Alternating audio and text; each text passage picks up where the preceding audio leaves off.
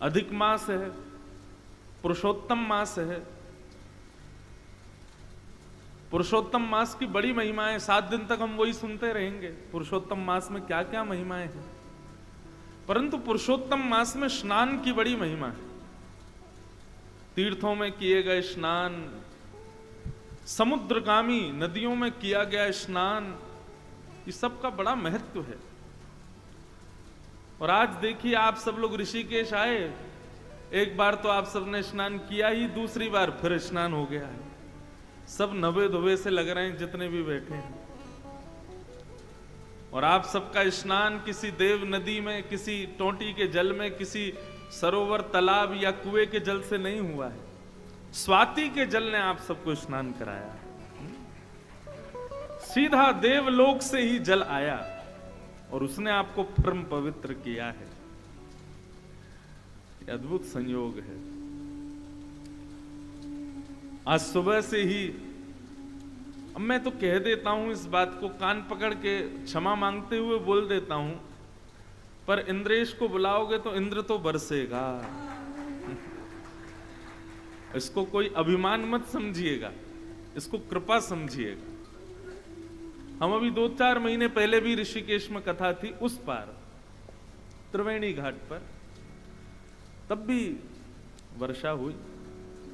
बेमौसम में भी वर्षा हो जाती है। कई लोग तो ये कहते हैं, इंद्रेश महाराज जी की कथा कराओ तो कुछ लाओ मत लाओ, रेनकोट जरूर लाना, छतरी जरूर लाना, क्योंकि हम इंद्र दमन ठाकुर जी के उपासक हैं ना, श्रीनाथ जी। और श्रीनाथ जी को बार बार इस रूप में देखने के लिए इंद्र बरसता ही है, क्योंकि मेरो मन गिरधर छवि पे अटक्यो। ये जब गिरधर बन जाते हैं ना हमारे श्याम सुंदर, तब इंद्र को बड़ा सुख मिलता है। तो इंद्र जबरदस्ती वर्षा करता है ताकि ठाकुर जी ऐसे खड़े हो जाएं गिरिराज जी को धारण कर। और उनके हम उपासक हैं, तो जहां भी जाते हैं, लाल जी हमारे साथ जाते हैं तो इंद्र स्वागत करता है। 7 दिन में 1 दिन तो इंद्र को स्वागत करना ही है। तो ये कोई अभिमान वश नहीं, कोई अहंकार वश नहीं, कृपावश ये बात कह रहा हूं। आप सब लोग यत्र तत्र जहां से भी पधारे हैं, आप सबका बहुत बहुत स्वागत है। विशेष रूप से इस कथा के आयोजक महिला मंडल है और सूरत के लोग सब यहाँ पर विशेष रूप से पधारे हैं। बाकी भी और कहां से आए वो तो मुझे अब 7 दिन में पता चलेगा, परंतु आप सब जहां से भी आए बहुत बहुत आपका स्वागत है। और हम भी अभी सोमनाथ में कथा विश्राम परसों करके पधारे हैं। हमारी जीवन की प्रथम राम कथा श्री सोमनाथ में महादेव की सन्निधि में पूर्ण हुई और महादेव ने वहां से उठा करके अपने ही स्थान पर इस ऋषिकेश में भेजा है। बंधुओं, गंगा की, ऋषिकेश की, देवभूमि की, उत्तराखंड की, हिमालय की महिमाएं अनंत हैं। स्याही खत्म हो जाएगी लेकिन महिमाओं का लेखन खत्म नहीं हो सकता। वक्ता कहते कहते प्राण त्याग सकते हैं, लेकिन वर्णन करते करते समय पूर्ण हो जाएगा, वर्णन खत्म नहीं होगा, इतना वर्णन है। और उसमें भी ये पुरुषोत्तम मास, और वो भी श्रावण मास के सहित पुरुषोत्तम मास। अनंत महिमा है, अनंत अनंत कोटि महिमा है।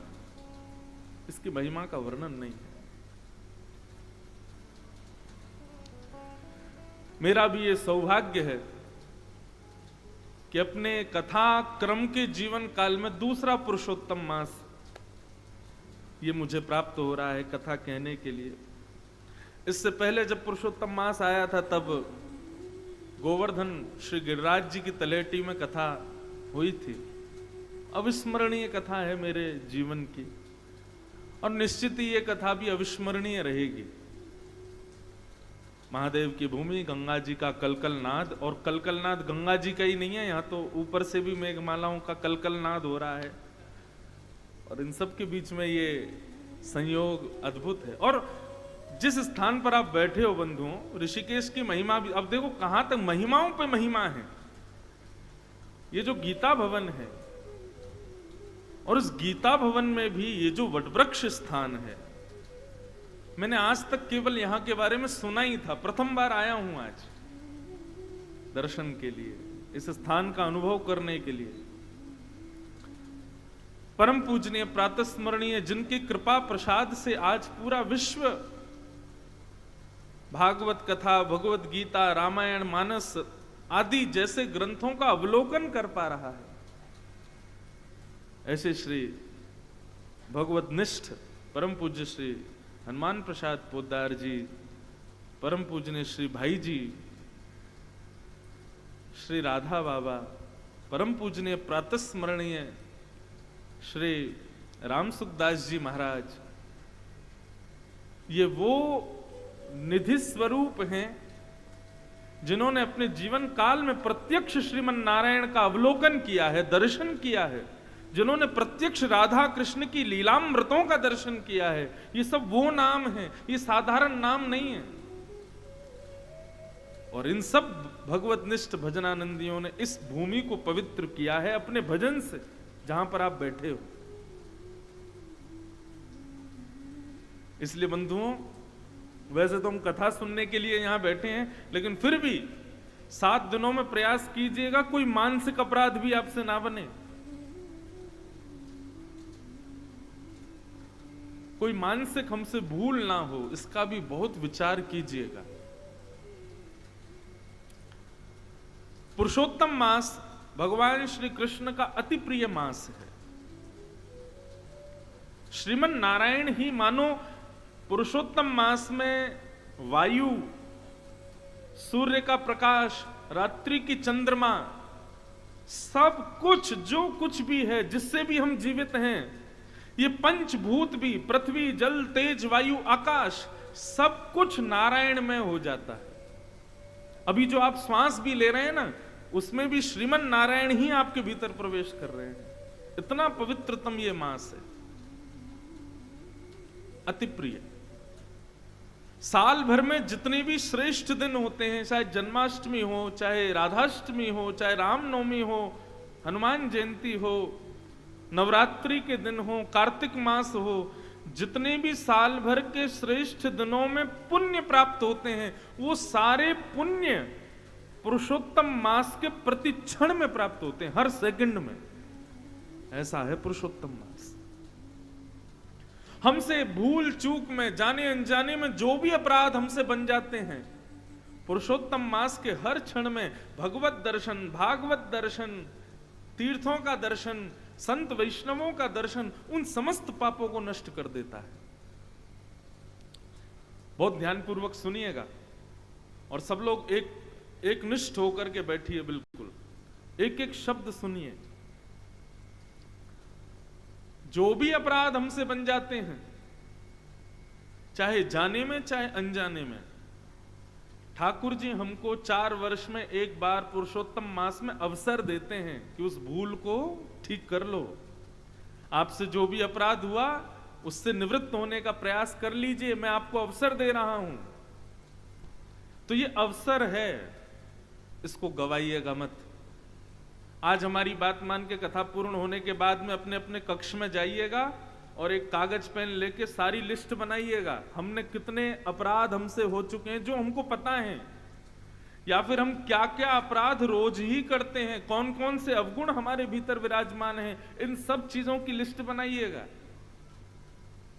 और सबको एक बार अवलोकन करके 7 दिन तक नित्य उनका दर्शन कीजिएगा। ये मेरे अपराध हैं, ये हमारे अवगुण हैं, हे गंगा मैया कृपा करो, हे भागवत जी आप कृपा करो, हे पर्वतराज हिमालय, हे बद्री केदारनाथ भगवान आप कृपा करके हमको परम पवित्र करो। हम संकल्प लेते हैं आज के बाद ऐसा नहीं करेंगे। और 7 दिन बाद अपने अवगुणों की वो पर्ची, उस पर पुष्प आदि लग करके, तिलक आदि लगा करके बढ़िया उसको गंगा जी में प्रवाहित कर देना। लेकिन संकल्प के साथ गंगा मैया को वचन देना कि आज के बाद नहीं करेंगे, आप इस बार हमको पवित्र कर दो। बस आप अपनी पर्ची उसको प्रवाहित कर देना, गंगा मैया आपको परम पवित्र कर देंगी। ये पुरुषोत्तम मास आपको नारायणमय बना देगा। इसलिए इस अवसर को चूकिएगा नहीं, जितना हो सके इस अवसर का लाभ लीजिए। इन 7 दिनों तक नियम बनाइए। वैसे तो कहते हैं कि पुरुषोत्तम मास के, कई लोग पूछते महाराज जी नियम क्या है? एकादशी का जो नियम होता है ना, वो पूरे मास भर का नियम है। ये सबसे श्रेष्ठ नियम है। और यदि आप पूछें और कोई नियम बताइए, तो देखिए पुरुषोत्तम मास में सबसे श्रेष्ठ नियम है भागवत दर्शन। भागवत दर्शन का मतलब क्या होता है? भागवत का मतलब केवल पोथी नहीं, भागवत का मतलब भगवान के जो हैं उनका दर्शन। साल भर भगवान के दर्शन का महत्व है, लेकिन पुरुषोत्तम मास में भगवान के संत, भगवान के वैष्णवजन, भगवान के विप्रजन, संत वृंद आदि, इन सबके दर्शन का महत्व है। इसलिए भैया चूकिएगा मत। ब्राह्मणों को प्रणाम करो, संत जनों को प्रणाम करो, जो भी वैष्णव तिलक में दिखाई दे उसको प्रणाम करो। वैष्णव दर्शन का फल है। हमारे गुरुदेव एक छोटी सी कथा सुना रहे थे पुरुषोत्तम मास की, कि नारायण भगवान से नारद जी ने जाकर के पूछा, महाराज इस पुरुषोत्तम मास के भाव का फल क्या है, और इस पुरुषोत्तम मास में विशेषता क्या है?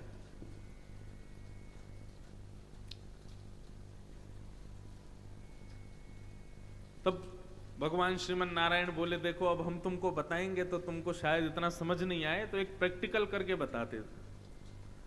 नारद जी बोले बताइए। बोले नीचे अमुक नाम पर एक तालाब है, उस तालाब में एक मछली है, उस मछली से जाकर के पूछो पुरुषोत्तम मास का फल क्या है। नारद जी हंसने लगे, बोले मछली से जाकर के पूछूं मैं? भगवान बोले हमारी आज्ञा है, इसको स्वीकार करो, जाओ तुरंत। नारद जी महाराज पृथ्वी पर जहां भगवान ने बताया था वहां आए, तालाब में एक मछली थी। नारद जी ने जाके प्रणाम किया, जय हो मत्स्य देवता, भगवान की आज्ञा हुई है कि हम आपसे पूछें कि पुरुषोत्तम मास का फल क्या है, कृपा करके बताइए। बहुत सावधानी से सब लोग श्रवण करो।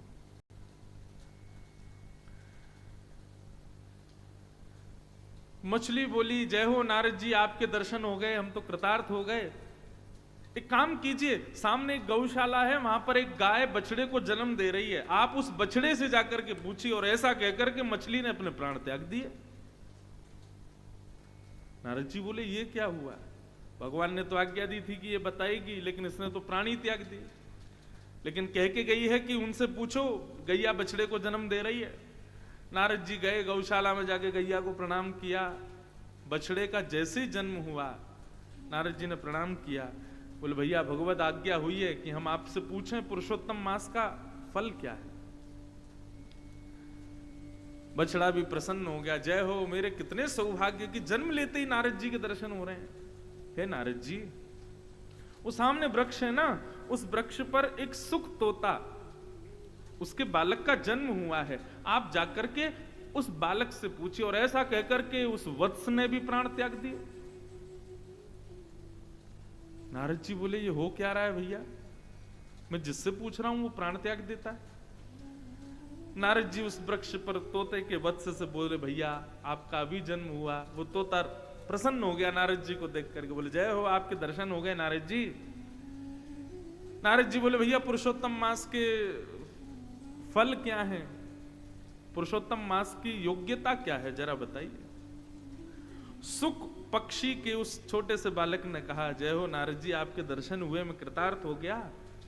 अभी अभी ना इस नगर के राजा के पुत्र ने जन्म लिया है, आप जाकर के राजा के यहां उस पुत्र से पूछिए। और ऐसा कहकर के वो सुख पक्षी का बालक भी मर गया। नारद जी तो घबरा गए, बोले मैं जिससे पूछता हूं वो प्राण त्याग देता। मछली के बालक ने त्याग दिया, गैया के बालक ने त्याग दिया, अब इस सुख के बालक ने भी। कहीं ऐसा नहीं हो मैं राजा से पूछने जाऊं उसका बालक भी प्राण त्याग दे। मैं जहां जा रहा हूं भैया, कहीं यही तो पुरुषोत्तम मास का फल नहीं है। नारद जी बड़े घबरा गए, लेकिन क्या करें, जानना तो है, भगवान की आज्ञा है। तो नारद जी पहुंचे और पहुंच करके राजा ने तो आनंद हो गया, अरे वाह वाह वाह, जय हो, मेरे घर बालक हुआ, संत नारद पधारे हैं, भगवत शिरोमणि पधारे हैं, दंडवत प्रणाम किया। बोले महाराज भगवान की आज्ञा हुई है, पुरुषोत्तम मास का फल जान करके आओ, महिमा पूछ करके आओ, जो भी बता रहे हैं सब प्राण त्याग रहे हैं, अंततोगत्वा आपके पुत्र से पूछने के लिए कहा है। नन्ना सा राजा का पुत्र जैसे ही नारद जी की गोद में दिया तो भगवत आज्ञा से वो नन्ना सा बालक ही बोलने लगा। बोले जय हो नारद जी, आपको प्रणाम। बोले भैया प्राण मत त्यागना, पहले ये बताओ पुरुषोत्तम मास का फल क्या है।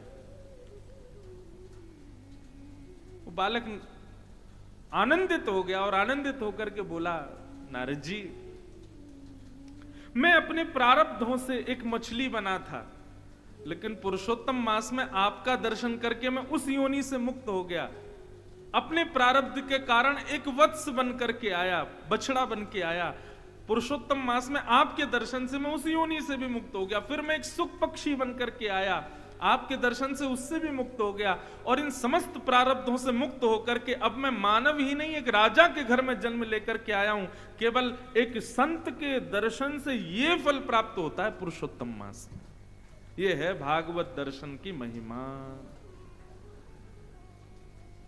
हे नारद जी, व्यक्ति अपने प्रारब्धों से 84 लाख योनियों में भटकता है, परंतु वो जितनी बार वैष्णव दर्शन पुरुषोत्तम मास में करता है उतने ही उसके प्रारब्ध की योनियां जो हैं वो उनसे मुक्त होता चला जाता है। मतलब मान लीजिए कि आपने अगले 7 दिन में, अब राह चलता जो भी तिलक लगाए सब वैष्णवी हैं, जिसके गले में कंठी माला दिखे समझो वैष्णवी है। और महाराज इस ऋषिकेश में तो जो गंगा में डुबकी भी लगा रहा है ना वो भी वैष्णव है। सबको अपने नेत्रों से निहारते रहो, सबको प्रणाम करते रहो। जितने ज्यादा से ज्यादा लोग देख लोगे उतने ही आप अपने प्रारब्ध की योनियों से मुक्त होते चले जाओगे। ये है पुरुषोत्तम मास में केवल भगवत भक्तों के दर्शन की महिमा। सोचो, भगवत भक्त के दर्शन की महिमा इतनी है तो तीर्थ में जाने की महिमा कितनी होगी। उस तीर्थ में भी भगवत नदियों में स्नान करने की क्या महिमा होगी, और भगवत नदियों में भी सर्वश्रेष्ठ श्री गंगा में स्नान की क्या महिमा होगी। और उसमें भी आप कथा भी सुन रहे हो। अपने मुझे बताया गया था जब इस कथा के लिए बात करने आए थे इस कथा के आयोजक, तो बोले महाराज जी जितने भी वैष्णव आ रहे हैं सबकी सेवाएं साथ आ रही हैं, सब अपने ठाकुर जी को संग लेकर के आ रहे हैं। बताओ इससे बड़ी महिमा और क्या होगी। गंगा स्नान, भागवत की कथा श्रवण, तीर्थ दर्शन, वैष्णव दर्शन, भक्त दर्शन, भगवत सेवा, और आप जो प्रसाद भी पाओगे, भोजन भी करोगे, वो सामान्य अन्य आहार नहीं है, वो भी प्रसाद है। 24 घंटे में से कम नहीं तो 18-19 घंटे तो आप लोग केवल भगवत में ही रहने वाले हो। निश्चित ही इस पुरुषोत्तम मास में किए गए हमारे द्वारा कर्म जो हैं वो जीते जी। अच्छा, अब इसके पीछे एक बात और, महाराज जी हमारे पुरुषोत्तम मास में किए गए नियम का फल हमको क्या मांगना चाहिए? ठाकुर जी से क्या फल मांग रहे हैं? वैसे तो हम वृंदावन वाले हैं, वृंदावन वाले कछु फल ना मांगे ठाकुर जी से, वृंदावन वाले फल ना मांगे, वृंदावन वाले ठाकुर जी को मांगे। हे नाथ हमारे सब कर्मों का फल ये मिल जाए कि श्याम सुंदर हमको प्राप्त हो जाए, ठाकुर जी हमको प्राप्त हो जाए। तो इस पुरुषोत्तम मास में आप जो भी कुछ करके जाएं, संकल्प लीजिएगा गंगा का जल लेकर के, हे गंगा मैया हमारे सब सत्कर्मों का फल हमको केवल ये दे दो कि श्री वृंदावन बिहारी लाल का मृत्यु से पहले प्रत्यक्ष दर्शन हो जाए, बस और कुछ नहीं चाहिए हमको। बस ये मांग करके जाइएगा। और भैया जितना हो सके दीन रहने का प्रयास करना।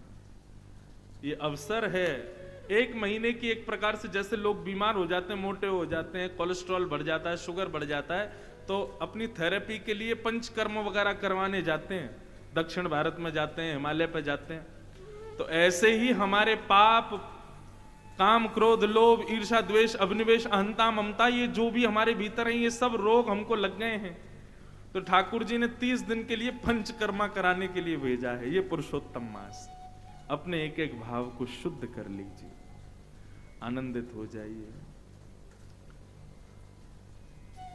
खूब प्रेम से सब लोग कथा श्रवण कीजिए। पुरुषोत्तम मास की महिमाएं हम बताते रहेंगे रोज रोज। और आप लोगों का जो भी प्रश्न हो, एक बात ध्यान से सुनिएगा, 7 दिन के अंदर कोई भी जिज्ञासा हृदय में प्रकट हो, आप एक पर्ची पर लिखिएगा, हम कथा में आते हैं, हमको दीजिएगा, हम आपके प्रश्न का उत्तर देंगे। बाकी भैया इससे बढ़िया कोई नियम नहीं है। भगवत नाम का गुणगान करो, वैष्णवों के दर्शन करो, संतों को प्रणाम करो, गंगा में स्नान करो और खूब आनंद से अपने पुरुषोत्तम मास को आनंदित करो। आइए अब हम लोग भागवत के मंगलमयी कथा में प्रवेश करते हैं। थोड़ी बहुत देर आज चर्चा करते हैं। प्रथम दिन है और अभी भी इंद्र देवता बरस ही रहे हैं, इतना अद्भुत स्वागत कर रहे हैं। कुछ क्षण हम लोग भागवत के महात्म को श्रवण करके और फिर आज के क्रम में विश्राम की ओर चलेंगे। कृष्णं नारायणं वंदे, कृष्णं वंदे व्रजप्रियं, कृष्णं द्वैपायनं वंदे, कृष्णं वंदे प्रथाससं। सच्चिदानंद रूपाय विश्वोत्पत्त्यादि हेतवे, तापत्रय विनाशाय श्री कृष्णाय वयं नमः। सच्चिदानंद रूपाय विश्वोत्पत्त्यादि हेतवे, तापत्रय विनाशाय श्री कृष्णाय वयं नमः। भगवान का अद्भुत परिचय दिया गया है महात्म के प्रथम श्लोक में। ये एक श्लोक ही काफी है श्रीमन नारायण को जानने के लिए, कृष्ण को जानने के लिए। बहुत ध्यान से सुनिएगा। 3 प्रकार के रूप हैं भगवान के, 3 प्रकार के गुण हैं भगवान के, 3 प्रकार के कर्म हैं भगवान के, त्रिकालाबाधित हैं भगवान। और उनका सुंदर वर्णन यहां पर भागवत के महात्म्य में किया गया। कैसे हैं भगवान? सच्चिदानंद रूपाय। ठाकुर जी का रूप कैसा है? पहला सत्य, भगवान सत्य है। सब लोग इधर देखो, कथा सुनो ध्यान से, सावधानी से। ठाकुर जी का प्रथम स्वरूप क्या है? सत्य।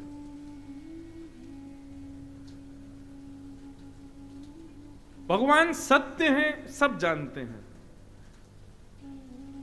लेकिन मेरी दृष्टि में एक भाव है।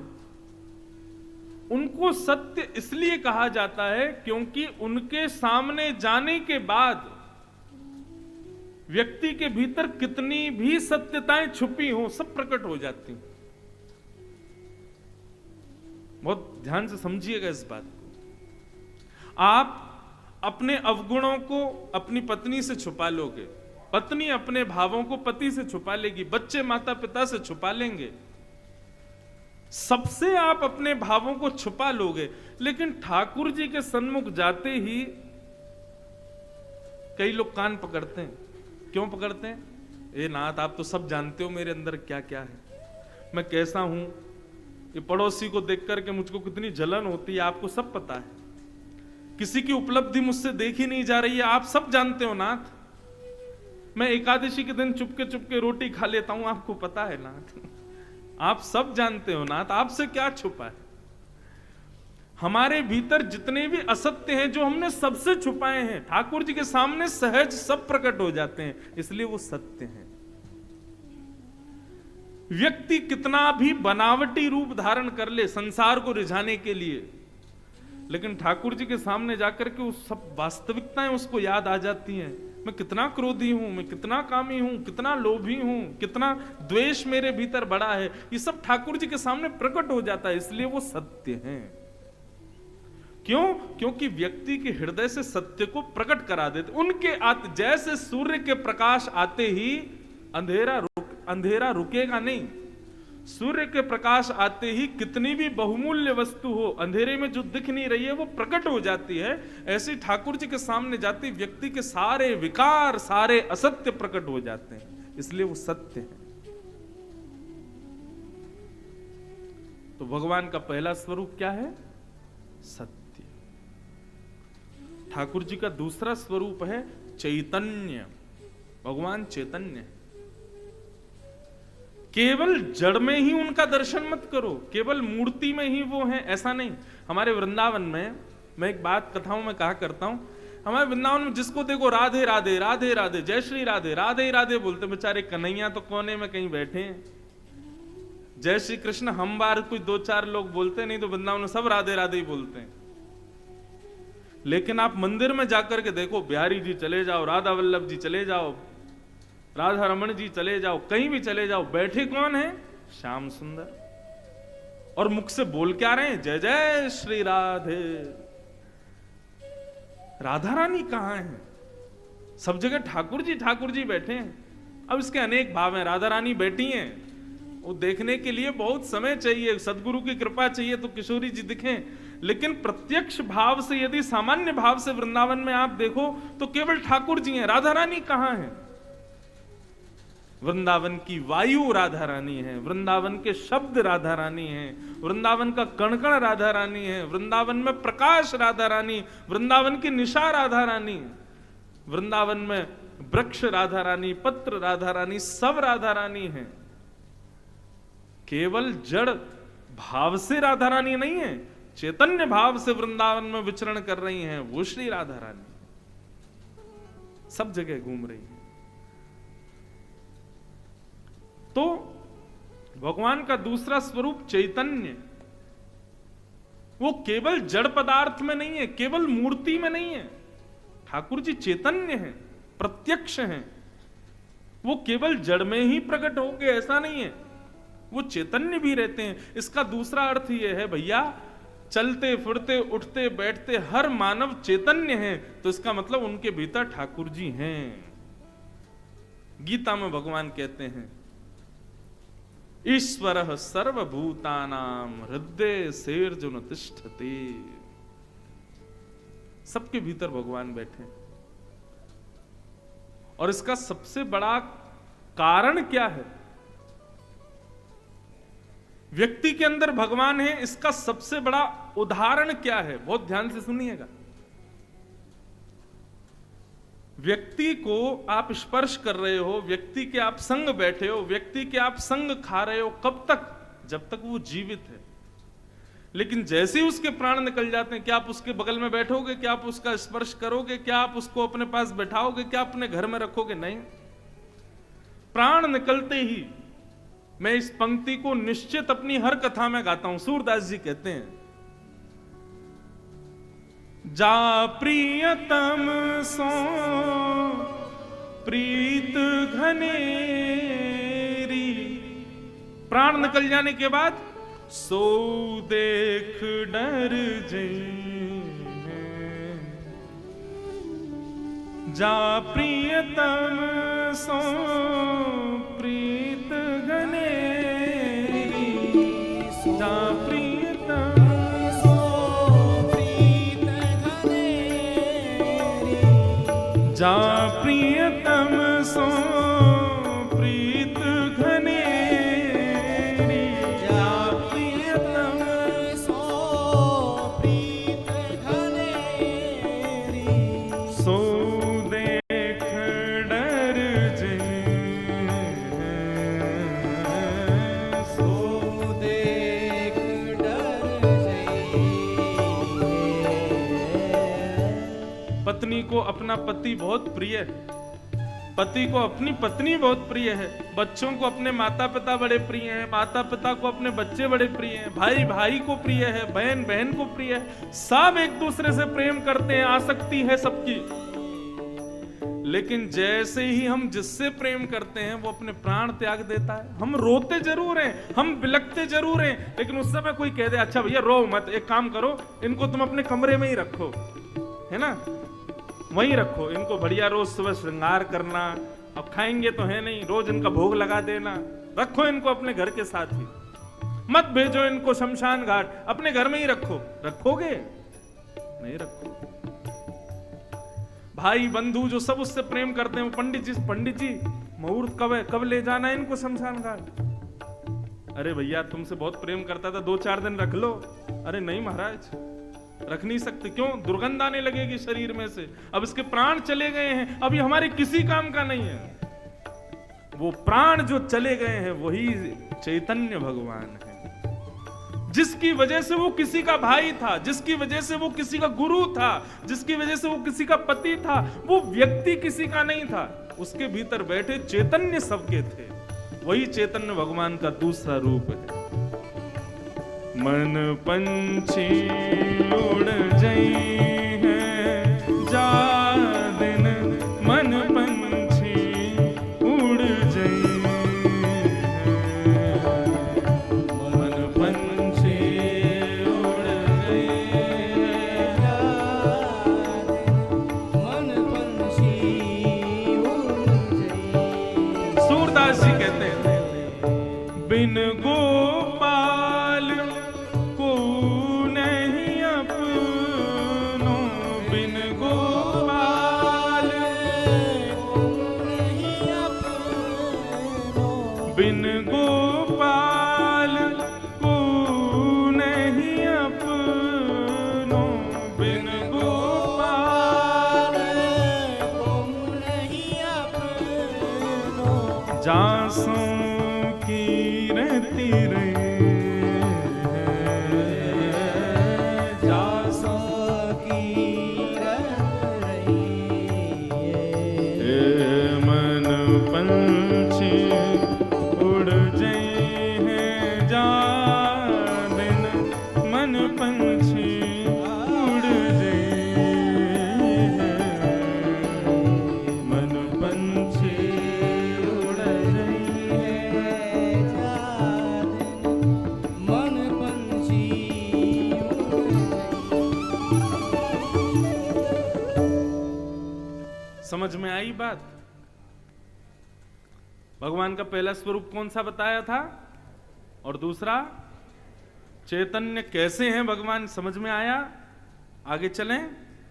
अब भगवान का तीसरा स्वरूप आनंद। ऋषिकेश में बैठे हो, बढ़िया मौसम हो रहा है, चारों तरफ हरियाली है, क्या सुंदर गंगा जी बह रही हैं, मंदम मंदम मंदम जलधारा ऊपर से गिर रही है। हमारे आयोजक परिवार ने एक से एक रसोइया बुलाए प्रसाद बनाने के लिए, सब लोग पाओगे। बढ़िया जैसी तैसी कथा है, व्यास जी सुनाएंगे। बताओ सुख मिल रहा है कि आनंद आ रहा है? क्या अंतर है दोनों में? सुख में और आनंद में अंतर क्या है? जिस वस्तु का उपभोग करने पर, जिस वस्तु का उपयोग या उपभोग करने पर उस वस्तु की रसता धीरे धीरे कम होने लग जाए, उसको सुख कहते हैं। जैसे कि रसगुल्ला आपने खाया तो एक खाने के बाद में दूसरा जब खाओगे तो पहले में जो स्वाद आया था वो दूसरे में नहीं आएगा, धीरे धीरे कम होने लग जाता है। महंगे फोन, 1.5 लाख का 2 लाख का फोन खरीद के लाओगे तो उसको डिब्बे से निकालते ही चलाने में जो सुख मिलेगा वो उसके अगले दिन कम हो जाएगा, उसके तीसरे दिन और कम हो जाएगा, चौथे दिन और कम हो जाएगा, धीरे धीरे कम होता चला जाएगा। 1 करोड़ की 1.5 करोड़ की गाड़ी लेकर के आओगे शोरूम से, पहले दिन बैठने में जो सुख मिलेगा धीरे धीरे धीरे धीरे वो कम होता चला जाएगा। 25,000 रुपए प्रतिदिन के महीने के कमरे में किसी होटल में रुकोगे तो प्रवेश करते ही जो सुख मिलेगा वो हर क्षण में कम होता चला जाएगा। संसार की हर वस्तु जिसका उपभोग करने पर उसके उपभोग से मिलने वाला सुख कम होता रहे, उसी को सुख कहते हैं। लेकिन ऐसी वस्तु जिसका उपभोग करने पर रस का वर्धन होता रहे उसको आनंद कहते हैं। और वो आनंद केवल ठाकुर जी की कथा और ठाकुर जी के दर्शन, वैष्णव संग और ये मधुर आनंद में ही होता है। ये है सुख में और आनंद में अंतर। पहले दिन जितना आनंद आ रहा है कथा में, कल उससे दुगुना आएगा, तीसरे दिन उससे तिगुना आएगा, चौथे दिन उससे 4 गुना ज्यादा आएगा, और अंतिम दिन तो कहीं कहीं ऐसा भी हो जाता है कि लोग विलक विलक करके रोते हैं कि कथा विश्राम क्यों हो गई, अब हमको घर जाना पड़ेगा। व्यास जी आप जा रहे हो। एक जगह मेरी कथा हुई थी, वहां तो मुख्य यजमान जो थे वो मूर्छित ही हो गए 7वें दिन। मंच पर मुझको विदा करने के लिए जब तिलक करने आए तो जो मुख्य यजमान थे वो मूर्छित हो गए, बेहोश हो गए, विरह में कि कथा जा रही है, अब हमारे यहां कथा विश्राम हो गई। आनंदाम बुद्धिवर्धनम प्रतिपदम, जो हर क्षण में जिस सुख का वर्धन जहां पर होता है उसको आनंद कहते हैं। और क्षमा कीजिएगा, संसार के लोग इस बात को समझते नहीं है। आध्यात्म